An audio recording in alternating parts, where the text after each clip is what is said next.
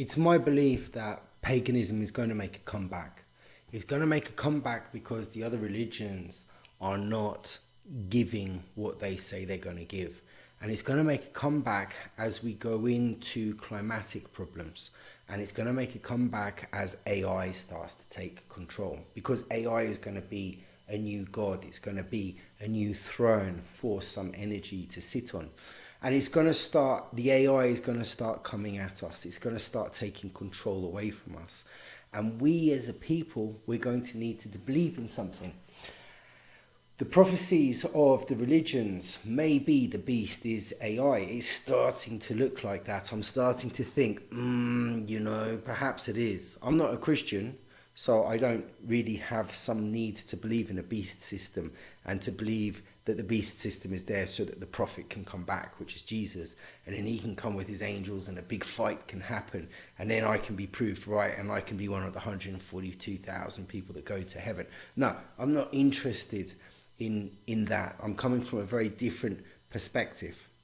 I think religion is going to let a lot of people down, and I think people are going to figure that out and they're going to realize it. And I think that if the world turns into the mess climatically, which is projected to go on, then the best way to try to get a connection with the earth is through paganism. That's where the energies come from. In paganism, they look at the sun, they look at the moon, they look at the stars, they look at the river, the land, and they're all sentient beings, and there's a respect. The problem with religion is that it doesn't see these entities as anything other than objects. It says in the Bible, God gave the earth to man. Well, with this gift man was given, we've abused it pretty badly. It's like, even if you have a slave, you should still treat the slave quite well, And even when we have been given the earth, we should have treated it much better than what we have. And so with the mentality of the Abrahamic religions, it breeds arrogance and it breeds disrespect. And one of the problems that we have had with our relationship with the earth is arrogance. We don't recognize it as a person. We don't recognize animals as people. As a human, we might have a right to hunt, to kill, and to eat animals. We might have a right, but it has to be done in the correct way. It has to be done with love. It has to be done with respect. The Christian or the Abrahamic method of having massive cattle and keeping it in sheds and treating it badly and feeding it badly, then illness comes out, and those illnesses are then a castigation of the malign way that we're treating animals in a disrespectful way. You may be able to eat animal, but you have to be eating it in a prepared way, and that involves ceremony. It involves thanks. Even in the Abrahamic religions, you say grace, which is blessing of the food. It is saying thank you. It is seeking it's actually not seeking permission, it's just saying thank you. But if you go and kill animals, you should have permission. And so one day, it's all going to rain down on us. Or it won't be raining because there's not going to be enough water. It will be sunning and heating down on us with gamma rays and X-rays. And there will come a time, the problem is that because the Abrahamic religions are so arrogant, they kill each other. They believe in the same God, yet they kill each other. The Jewish people, Jesus was a Jew. The Jewish people killed Jesus, who was a Jew. So they sort of killed their own person. And then the Christians killed the Jews. And then the Jews killed the Muslims. And then the Muslims killed the Jews. And the Muslims killed the Christians. And it's been going on through the Crusades, and it's going on through the Iraq War, it's been going on through the Afghanistan War, it's been going on through the Yemen War, it's going on through Iraq, it's going on through Gaza, it's going on through... This is a 2,000-year-old war that we are all involved in. And we kill each other, who are brother and sister, in the name of the same God. So you can see the irony. And so if it is true that it is the same God, then we must be getting it very wrong. We must be sinning. And so my view is that it's not the same God. The Christian, the Jewish, and the Islamic God are not the same God, because if they were, we wouldn't be killing each other. However, you have a partition of people in those groups that say, no, the other people have got it wrong. It is the same God, but they're just misunderstanding what the religious texts are. Well, the people that are killing each other, they're saying that the pacifists are misunderstanding. So if you got texts that are so complicated that everyone misunderstands, it can't really be truth, because truth is like light, it's like a laser, it's like a knife, it cuts through. It should be very simple. It might be hard to do, but it should be very simple.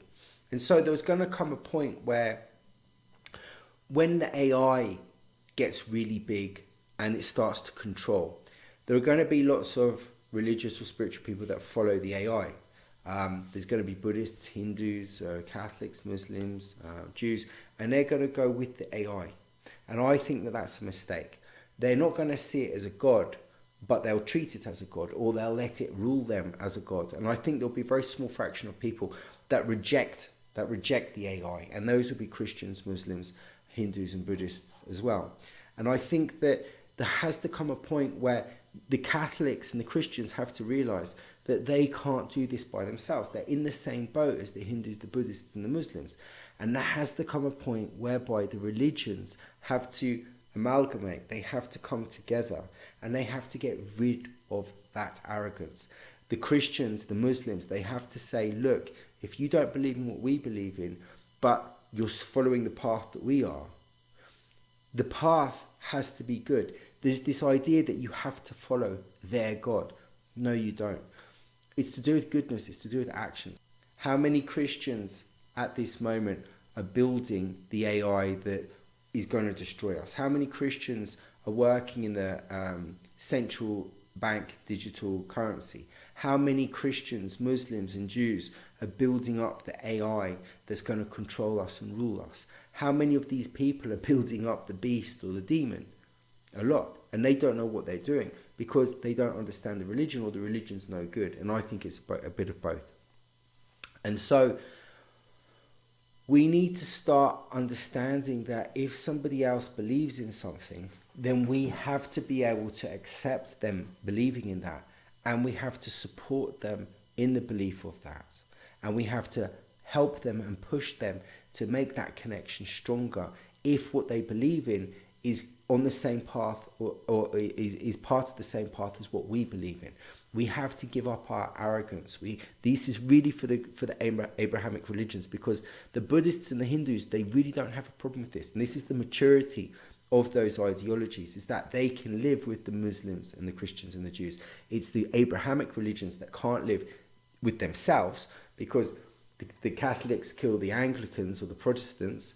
They're infighting. And then you've got the Shiites and the Sunnis, and they're fighting together, and then you've got all of them fighting against each other. I don't see the Hindus doing it, I don't see the Buddhists doing it, because they're grown up, because they're mature. And we don't take a lesson out of their book. We just sit here, thinking how many cartridges can we fit in to kill as many people as we want, of the opposite ideology. Many people say it doesn't matter what another person believes in as long as they're not hurting me. I disagree.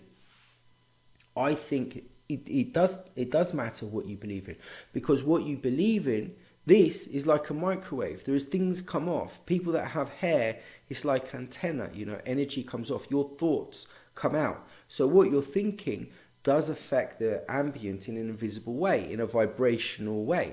So for me, it's important, if you've got good thoughts or bad thoughts, regardless of what you do, your thoughts create energy. And it does mean a lot to me what you believe in. Secondly, even if you don't push your ideologies onto other people, the impetus of your ideology, if I think it is incorrect, if you are following the system, if you don't care about your brothers and sisters, if you are polluting the world, if you are just after money and greed and pride, even if you're not putting your ideology onto other people, your actions are the manifestation of your thoughts, which are anti-God, which are anti-spiritual. And that causes a problem, because your thoughts are creating the world that we believe in, the world that we live in.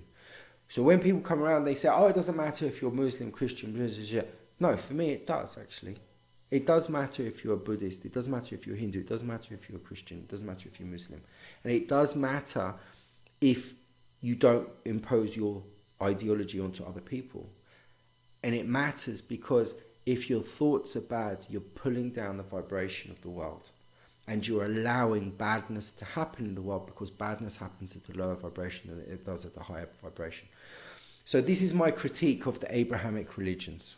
There has to come a point in the future where those people, regardless of their religions, have to come together to fight what's coming, to fight the AI. If the AI turns bad, which I think it already has, if the system turns bad, which I think it already has, if the control is implemented on us through technology and AI and money, which I think that they're building at the moment, which I think is the beast system, all of us have to come together. And it might be a fantastic opportunity for all religions and thoughts to be filtered, the people that believe in those religions and thoughts to be filtered. And the ones that do have issues and problems with other people, they can go and die. And the ones that actually are happy with their ideas and don't mind other people having their ideas and don't impose their ideas onto others and don't try to infiltrate the society with or implement their ideology into the society with their feasts and their religions and try and make it done for everybody and try and push that. As I'm not a Christian, but there is a very strong Islamic ideology which has entered into Europe. Now, Europe should be Celt, Obelix, Asterix, Merlin, King Arthur, Tolkien. Tolkien was trying to give back what we had forgotten, because what we've forgotten, what we've been robbed of by the Abrahamic religions, by Christianity, England, UK, Europe, it's not a Christian country. It's not a Christian country. Christianity is paganism anyway, to a certain extent. The Father, the Son, and the Holy Spirit. And then you can put in Mary, you can put the saints in. It's like 5 entities. But oh no, the language obfuscates the truth, doesn't it? Even in Islam, you've got Allah and you've got Prophet. Those could be seen as two godlike entities. But again, the way that the words are constructed stops that from being said. But it's still a thought that happens. It comes across that way. But it's very difficult to see that if you're in the middle of the trees. It's difficult to see the wood from the trees when you're actually in the forest. So what will happen is that I think there will be a time. So what was I saying? So we need to go back to in Europe. We need to go back to our roots. We need to go back to our culture, because the culture that we have, I don't think is real culture. Bacon, eggs, it's not really real culture. I mean, should you even be eating pork? I mean, if you're a real Christian and you understand what's written, you wouldn't be eating pork, So, English breakfast, right? Tea, all the brilliant food in England, yeah, it's not English, it's Vietnamese or Korean or Japanese or Indian, English food is terrible. Thank God we imported those foods over.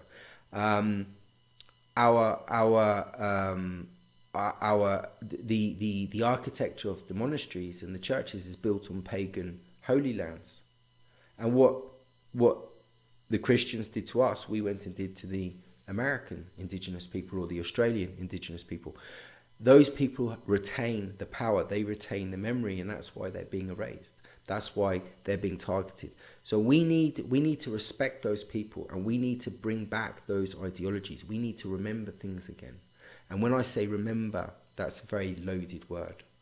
We need to go back to our original culture, not back to culture when Christianity started.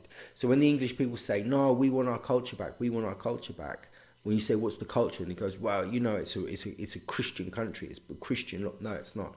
It's pagan. And there's nothing wrong with paganism. Yeah, if somebody's got a problem with paganism because they're an Abrahamic religion, they've got a problem. They're arrogant. They're trying to impose an ideology onto someone else by thinking someone else's ideology is bad. And we don't need those people. We don't need those Christians or those religions in England. It's better that we get rid of them and we wash them out. And so there are still going to be people that are Christian and Muslim that believe, and they should be allowed to believe in what they want, but they shouldn't impose their ideology, and they should allow other ideologies, and they should help other people. They should help other people carry on with their ideologies. If you meet a Hindu they're perfectly happy for you to be a Buddhist or a Christian. No, keep to that tradition. Keep going. Try and seek your teachers. Try and flower in that tradition.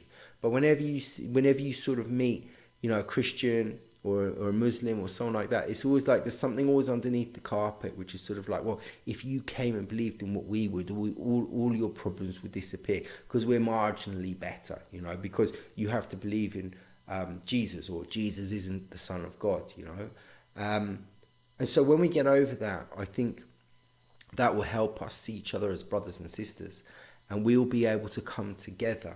And the AI might be a very, very good way spiritually of different religions uniting together, or the people in those religions who really are truthers or really understand something, coming together and fighting as one force.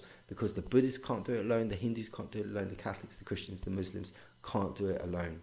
We need to do it all together, and that includes the pagans.